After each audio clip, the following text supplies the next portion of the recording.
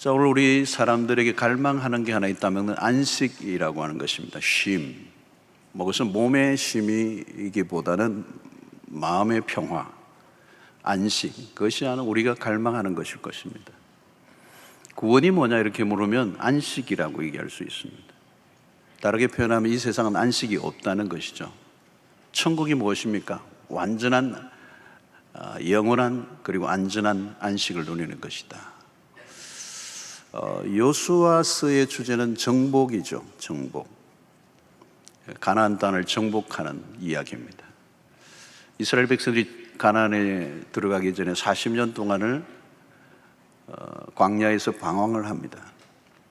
나그네 생활을 하는 동안에 그들에게는 진정한 안식이 없었습니다. 그리고 약속한 땅을 이제 비로소 정복하죠. 정복이 목적은 아니고 그 정복한 그 땅에서 그들은 이제 나그네의 삶을, 불안한 삶을 청산하고 이제 안식을 누리는 것입니다. 어쩌면 이것은 안식은 여호수아서에서 얘기하는 이 안식은 먼 미래 장래에 나타날 천국을 상징한다고 볼 수가 있습니다. 구원을 얻는 것은 이 땅에서의 안식을 우리가 누릴 뿐만 아니고 영원한 안식을 사모하는 것이 구원의 여정이라고 볼 수가 있습니다. 자, 그런데 오늘 이 여호수아서의 바로 이 20장 바로 앞에 19장은 무슨 내용이 있는가 하면 정복한 땅을 분배하는 이야기가 나옵니다. 정복을 했기 때문에 그 정복을 각 지파별로 이제 나누는 이야기가 이제 나오죠. 그리고 이제 실제적으로 정복한 땅에서 살아야 될 그 백성들에게 첫 번째로 20장에 특이한 하나의 제도가 시스템이 들어옵니다. 그게 바로 도피성이라고 하는 것입니다. 이 도피성이라는 제도를 하나님이 만들게 하셨습니다. 이것은 부지중에 남을 죽인 사람을 보호하기 위한 시스템이었습니다. 자기가 고의로 사람을 죽인 게 아니고 부지중에 사람을 죽였을 때 이 도피성으로 도망을 가 보호를 받도록 하는 제도가 이 도피성 제도였습니다. 이 도피성은 가나안 전역에 걸쳐서 쉽게 찾아갈 수 있도록, 도망을 갈 수 있도록 6군데에 걸쳐 설치를 했습니다. 그래서 가나안이 넓은 지역이지만 어디든지 하루길이면 도달할 수 있는 편리한 지역에 이 6군데를 설치를 한 것이죠. 일반적으로 도피성은 눈에 잘 띄도록 높은 언덕이나 산에 위치해 두었습니다. 어디든지 딱 보면 저기가 도피성이구나. 그래서 도피성으로 가는 길에는 선명한 표시판을 만들어 도피하는 사람들이 길을 잘못 들지 않도록 배려를 했습니다. 그리고 해마다 한 번씩 이 도피성으로 가는 길을 보수하고 또 안내판들이 지워지지는 않았는지를 살피고, 그래서 그것으로 도피하는 사람들이 안전하게 도피하여 보호를 받도록 한 것입니다. 자, 이 도피성을 만든 이유 중에 하나는 인간의 죄성 가운데 있는 보복 심리 때문입니다. 복수는 더 끔찍하고 잔인한 피를 불러옵니다. 2001년에 미국의 9.11 테러 피해를 입고 미국이 결국은 아프가니스탄을 침공하고 이라크에서도 전쟁이 벌어졌습니다. 오랜 세월이 지났지만 사실은 미국이 철수는 했습니다만 여전히 중동의 문제는 화약고로 남아있고 서방 세계와 극한 대립점에 지금도 있는 것은 사실입니다. 나에게 피해를 입힌 만큼 나도 너에게 피해를 입히겠다고 하는 순간부터 끝없는 전쟁은 시작이 되는 것이죠. 그래서 도피성 제도를 조금 더 들여다보면 도피성은 가해자의 문제만이 아닙니다. 실수한 사람이나 피해를 입은 사람 모두를 보호하고자 하는 제도가 사실은 도피성 제도입니다. 피해를 입은 사람의 그 분노에 찬 감정을 억제시킬 뿐만 아니라 실수를 한 사람도 보호함으로 궁극적으로 공동체 전체의 안전을, 평안을 유지하고자 하는데 목적이 있었습니다. 그래서 도피성이라는 제도를 통하여 복수의 심리를 억제했습니다. 죄의 본성이 마음대로 주장하지 않도록 의도한 면이 있습니다. 이 죄의 본성대로 찾아올 때, 우리가 행동할 때 찾아올 그런 폭력적이고 무차별적인 피해는 상상하기 어렵죠. 개인적인 감정이 마음대로 역사하도록 놓아둔다면 결국은 모두를 불행하게 만든다는 것입니다. 그리고 성경의 원리들은 죄의 본성을 거스리도록 요구하는 것입니다. 때로는 말씀이 거추장스럽게 여기질 때도 있습니다. 기분이 나쁘고 화가 나 있는데 말씀의 원리가 눈에 들어오지 않습니다. 주먹은 가깝고 법은 멀다고 말하는 사람들이 있어요. 물론 내 감정대로만 하면 우선은 속이 시원할 수 있습니다. 그러나 곧 후회하게 된다. 여러분, 신앙이란 본능의 요구를 굴복시켜 가는 과정이라고 볼 수 있습니다. 본능에 충실할수록 삶의 질은 떨어진다는 겁니다. 신자는 자기의 감정에 헌신해서는 안 돼요. 감정보다 말씀의 원리 앞에 의지적으로 굴복시키는 법을 반복할 때 우리는 전혀 다른 삶을 살게 되는 것입니다. 자, 오늘 이 도피성을 통해 우리에게 보여주시고자 하시는 하나님의 메시지는 뭘까요? 인간의 보복의 심리와 대조를 이루는 하나님의 넉넉한 가슴을 보여주고 있습니다. 도피성 제도를 보면서 인간이 복수를 꿈꾸고 있을 때 하나님은 용서를 위한 계획을 세우시고 계심을 이 도피성 제도를 통하여 보여주고 있습니다. 하나님은 죄를 샅샅이 뒤져 엄벌에 처하시고자 하는 냉엄한 재판관이 아니라는 겁니다. 하나님은 공의의 하나님이시지만 그렇다고 심판을 즐기시는 엄격한 법 적용자가 아니라는 겁니다. 우리의 죄악에 따라 공의의 칼을 만약에 들어대신다면 살아날 자가 한 사람도 없습니다. 성도 여러분, 도피성은 인간이 만들어낸 계획이 아닙니다. 도피성은 전적으로 하나님에 의해 디자인된 것입니다. 여기에서 우리는 하나님의 성품을 만나게 됩니다. 하나님은 매우 인격적인 분이십니다. 인격적이라는 말은 기계적이지 않다는 말과도 연결됩니다. 하나님은 인간사 안으로 깊이 개입하셔서 관여하시되 우리의 인간의 그 삶을 깊이 이해하시고 배려하시는 분이세요. 그냥 무덤덤하게 법 적용을 하며 세상을 기계적으로 다스리시는 하나님이 아니십니다. 그래서 오늘 이 도피성 제도 안에는 쫓기는 인생이 가지고 있는 비애까지도 이해하고 계시는 하나님, 어쩔 수 없이 쫓기는 인생이 되어 막다른 인생길을 걸어가는 인간의 마음을 헤아리시는 하나님, 범죄한 인간에게 형벌을 내리기 위해 온갖 아이디어를 짜내시는 분이 아니라는 겁니다. 악을 악으로 갖고자 하는 인간의 역사와 대조적인 하나님의 성품을 보여줍니다. 하나님은 인간의 공경한 처지를 이해하시는 분입니다. 여러분, 인생을 살다 보면 공경에 처할 때가 있습니다. 나의 의도와 상관없이 실수할 때가 있습니다. 원치 않는 실수를 함으로 가해자의 입장에 서는 경우가 있습니다. 뜻하지 않게 죄인이 되어 위기에 몰릴 수가 있습니다. 피치 못하게 가해자가 되는 수가 있습니다. 어떤 때는 좀 더 잘하려고 애를 쓰다가 오히려 남에게 피해를 주는 경우도 있습니다. 만약에 도피성이 없었다면 어떤 일이 일어났겠는가? 죽고 죽이는 살벌한 분위기가 연출되었을 것입니다. 도피성이야말로 죽음의 위협 속에 있던 사람들에게는 기가 막힌 은총의 장소입니다. 여기서 우리가 배워가는 것은 하나님의 성품입니다. 하나님은 어떻게 해서라도 살려내시고자 애를 쓰시는 분, 가능하면 용서의 길을 터놓기를 원하시는 분, 사람들이 분노하며 복수의 영이 이글거릴 때 하나님은 피할 곳으로 안내하시는 하나님. 자, 창세기 4장을 보면 가인이 동생 아벨을 죽입니다. 끔찍한 죄를 지었습니다. 그리고 도망을 갑니다. 그런데 하나님은 그 가인을 보호하시려는 은혜의 법칙을 내어놓습니다. 가인을 손대지 못하도록. 언뜻 이해가 안 되는 장면이 나옵니다. 하나님이 마치 살인자의 보호자처럼 행동하십니다. 피해자의 입장에서 보면 악을 행한 죄인에게 마저도 자비를 베푸시는 하나님은 못마땅한 것이죠. 창세기 16장에서도 아브라함의 아내 사라의 몸종 하갈이 광야로 쫓겨날 때도 하나님은 그 눈물로 쫓겨나는 한 여인에게 긍휼을 베푸시고 그녀를 돌보십니다. 정죄와 보복의 원리에 익숙한 우리에게는 은혜의 법칙은 쉽게 이해하기 어렵습니다. 일반적으로도 그렇습니다. 우리는 본능적으로 은혜의 원리에 대해서 고개를 젓습니다. 어떻게 보면 은혜는 매우 불공평해 보입니다.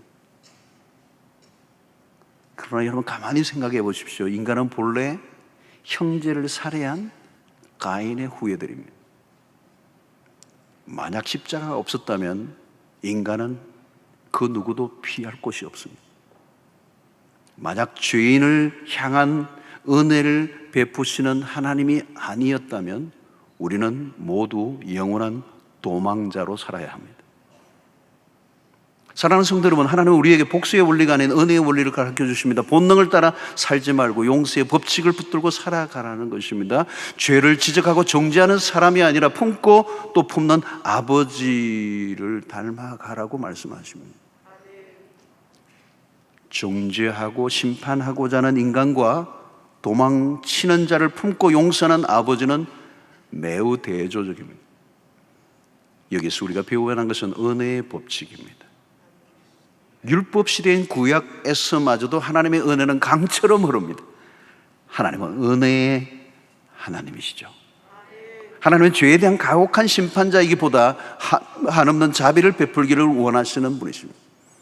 성경은 은혜의 원리로 읽지 않으면 해석이 안 됩니다. 우리는 상대의 실수와 허물을 찾아내어 공격하게 혈안이 된 세상을 살고 있습니다. 세상은 그래요. 한번 실수하면 도망할 곳이 없습니다. 죄인에 대한 관용이 없습니다. 약점을 드러내면 무차별적으로 공격합니다. 그래서 우리를 실수하지 않게 해서 몸부림치며 살아가고 있습니다. 사람들이 불안에 떠는 이유는 은혜 없는 무자비한 세상에 살고 있기 때문입니다. 도피성은 죄와 심판이라는 거대한 시스템 안에서마저도 자비와 긍휼을 베풀어 주시고자 틈새를 만들어 내시는 은혜의 하나님을 우리가 보게 하는 것입니다. 하나님의 은혜는 사람을 살리는 일에 집중합니다. 우리 역시 하나님의 은혜로 구원받았고 그 은혜로 살고 있습니다. 근데 도피성은 한계가 있어요. 완전한 게 아닙니다. 도피하긴 하지만 여전히 가족들과 격리된 곳이고 한번 들어가면 대제사장이 죽기까지 풀려 나오지 못해요. 비록 고인은 아니지만 자신이 사람을 죽인 것에 대한 자책감으로 자유로울 수도 없어요. 그러므로 이 도피성을 통해 주시는 본래의 궁극적인 메시지는 무엇일까요? 가장 완벽한 도피성이 있음을 우리에게 알려주는 것입니다. 그 완벽한 도피성은 바로 예수 그리스도이십니다. 주님은 고의적이지 않은 죄만을 품어주시는 분이 아니에요. 비록 고의적인 죄를 지었을지라도 상관없어요. 그리스도의 십자가 앞으로 나가면 용서를 받는다는 거예요. 심지어 주님을 십자가에 매달았던 죄라 할지라도 용서하시는 하나님. 그래서 십자가에서 주님은 가상칠언 중에 한마디가 그예요. 십자가상이면 저들의 죄를 사하여 주십시오. 여러분, 주님의 이 기도는 피해자가 가해자에 대한 용서를 나타내고 있습니다. 십자가에 매달려 계신 예수는 피해자예요. 그는 죄가 없으신 분입니다. 자신의 잘못 때문에 십자가에 매달려 계신 분이 아닙니다. 의인이 죄인의 취급을 받고 있습니다. 그리고 자기에게 못을 받고 있는, 조롱하고 있는 그들을 향하여 저들의 죄를 사하여 주십시오. 완전한 용서의 기도입니다. 예수는 피해자 의식에 사로잡혀 몸부림을 치고 있지 않습니다. 도리어 가해자의 편에 서서 기도를 드리고 있습니다. 그리스도는 죄인을 구원하시려고 스스로 피고인석에 앉으셨습니다. 죄인이 되기로 결정하셨습니다. 우리가 믿는 이 복음은 우리를 전혀 새로운 방식으로 살아가도록 요구하시는 것입니다. 여러분, 복음을 경험한 사람은 다릅니다. 바울은 로마서 12장 17절로 18절에 이렇게 얘기합니다. 아무에게도 악을 악으로 갚지 말고 모든 사람 앞에서 선한 일을 도모하라. 할 수 있거든. 또 이로서는 모든 사람과 더불어 화목하라. 로마서 12장 21절에서는 악에게 지지 말고, 여러분, 그것은 악과 싸우라는 얘기가 아니에요. 선으로 악을 이겨라. 복음을 경험한 사람의 삶의 방식은 세상과 정반대예요. 여러분, 산상수훈에 주님이 가르쳐 주신 것도 마찬가지입니다. 내 오른뺨을 치거든 왼뺨을 돌려대라는 이 말씀은 본성적 삶과 다른 방식으로 살아가라. 주님, 우리의 본성적 감정과는 정반대의 방식을 취하라고 말씀합니다. 어렵죠, 여러분. 이것은 어려워요. 어려워.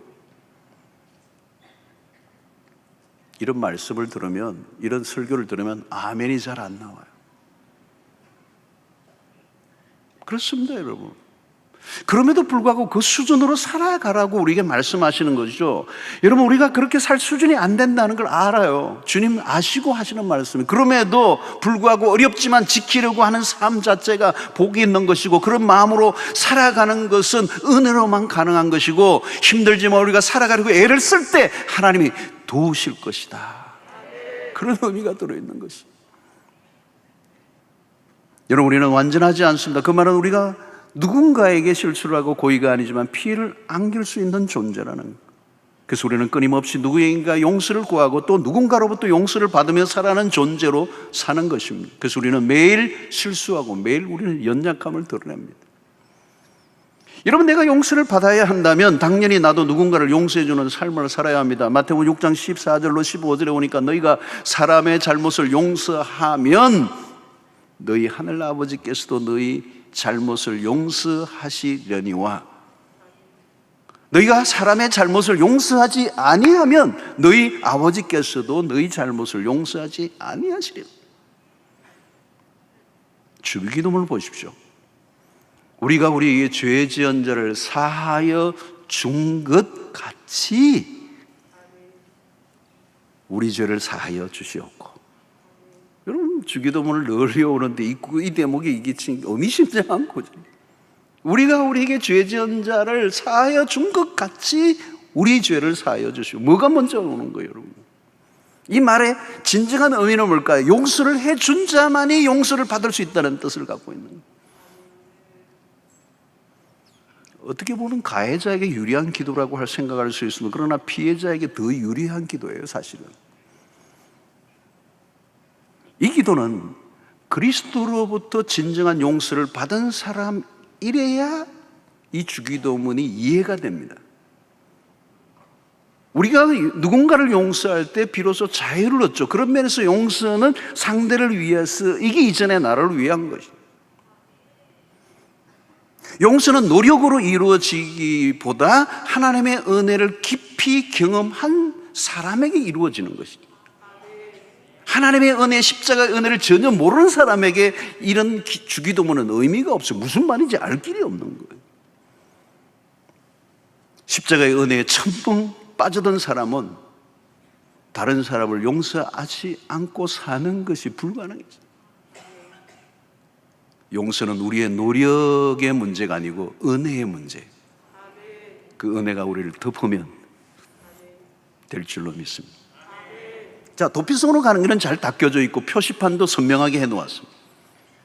도피성은 눈에 잘 띄는 곳이고 어떤 곳이든지 쉽게 갈 수 있도록 편리하게 6곳이나 마련해 놓았다는 거죠. 그것은 가는 길이 모호하거나 어렵다면 도피성으로 가다가 붙잡혀 죽는 것입니다. 가는 길이 어렵도록 꼬불꼬불 그냥 복잡한 미로처럼 만들어 안내를 했다면 가다가 그냥 죽는 거잖아요. 그러면 의미가 없는 거잖아요. 누구든지 눈에 탁 띄고 쉽게 갈 수 있도록, 언제든지 어느 곳이든지 하루에 도달할 수 있도록, 그리고 안내판도 다 닦아 놓는 거예요. 길도 다 닦아 놓고. 그래서 거기로 저기가 도피성이구나, 저리로 가면 사는구나.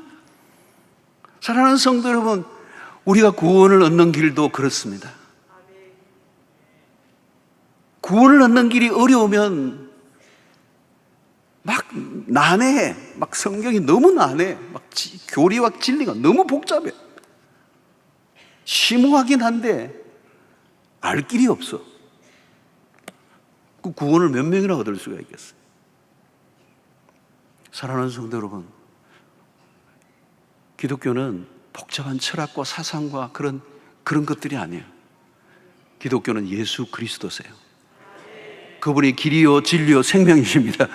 요한복음 3장 16절만 제대로 이해해도 구원에 이를 수가 있습니다.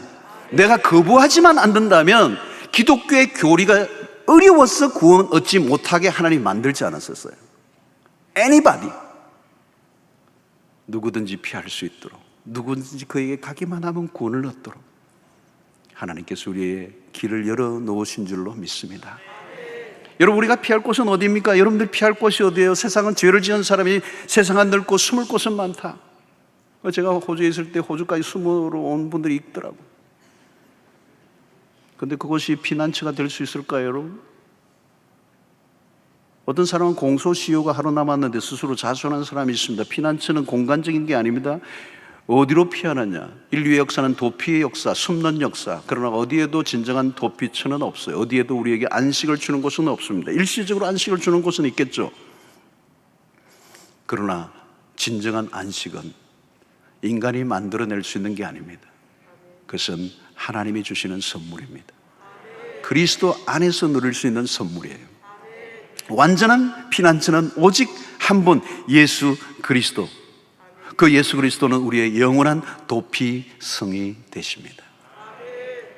사랑하는 성도 여러분, 오늘 우리 그 주님은 우리를 거절하지 아니하십니다. 우리가 어떤 상태에 있든지, 지금도 여러분, 내가 내 인생 가운데 피해자의 입장에 서서 뭔가 누군가로부터 고통을 당하고 한맺힘과 응어리가 있다면, 여러분 그 피해에 대해서 보응을 하고 그 마땅한 처벌을 받게 함으로 내 문제가 해결되는 건 아니에요. 아들을 죽인 사람을 죽인들, 죽은 아들이 살아나지도 않아요. 우리의 세상 안으로 들어가면 안타까운 일이 얼마나 많고 억울한 일이 얼마나 많아요. 내가 가해자에 있든 피해자로 살아가든 우리는 그 어떤 것으로부터 자유롭지 않아요. 때로는 내가 가해자로 살아서 피해자로부터 용서를 받았다 할지라도 진정한 내 마음의 자유함은 어떤 사람이 줄 수 있는 게 아니에요. 예수 그리스도의 복음이 답인 줄로 믿습니다. 그리스도 예수 안에 있는 자에게는 결코 정죄함이 없나니. 로마서 8장 1절의 말씀이 그거죠. 완전한 용서는 하나님이 주실 수 있는 것입니다. 우리의 마음의 깊은 상처는 십자가만이 치유해 줄 수가 있습니다. 진정한 안식은 예수 그리스도 안에 있습니다. 마태복음 11장 29절 30절에 나는 마음이 온유하고 겸손하니 나의 멍에를 메고 내게 배우라. 그리하면 너희 마음이 쉼을 얻으리니. 상황하고 지친 우리를 향하여 주님이 초대하십니다. 우리에게 피할 곳이 있습니다. 영원한 안식처, 우리에게 영원한 안식과 평안과 자유를 허락하시는 그 주님에게로 나아갈 때 상처 있고 분노에 사로잡혀 살아가는, 억울함으로 인해 잠 못 이루는 우리의 인생의 완전한 답은 오직 한 분, 예수 그리스도이십니다. 어느 편에 속했던 하나님의 은혜가 아니면 답이 없습니다. 그래서 우리는 십자가의 그늘 아래로 나아가야 합니다. 신앙생활을 하면 할수록 우리에게 찾아오는 답은 하나님의 은혜입니다. 지금까지 살아온 것도 주의 은혜입니다. 우리는 자비 없는 세상에서 자비의 하나님을 경험하며 살아가고 있습니다. 그리고 그 자비를 베풀며 살아가라고 주께서 말씀하십니다. 우리의 힘으로는 안 돼요. 인간의 한계를 느낄 때마다 그리스도에게로 나아가십시오. 주님은 그 넓은 품으로 우리를 품어 주실 줄로 믿습니다. 내 힘으로 노력하고 애를 쓰기보다 주의 은혜를 갈망하시고 그 은혜의 힘에 사로잡혀 살아갈 수 있게 되기를 바랍니다. 그때 우리의 삶에 찾아오는 여러 가지 아픔과 상처와 그리고 가해와 피해를 넘어서 하나님이 우리에게 진정한 평안을 주시고 안식을 주시고 우리의 묶여있는 모든 것으로부터 자유케 하시고 우리로 하여금 하나님의 그 넉넉한 성품으로 이 자비 없는 세상의 한가운데 들어가 사람들의 마음을 어루만져주고 보듬어주고 치유하고 회복하는 일에 쓰임받는 여러분들 되시기를 주의 이름으로 축원합니다.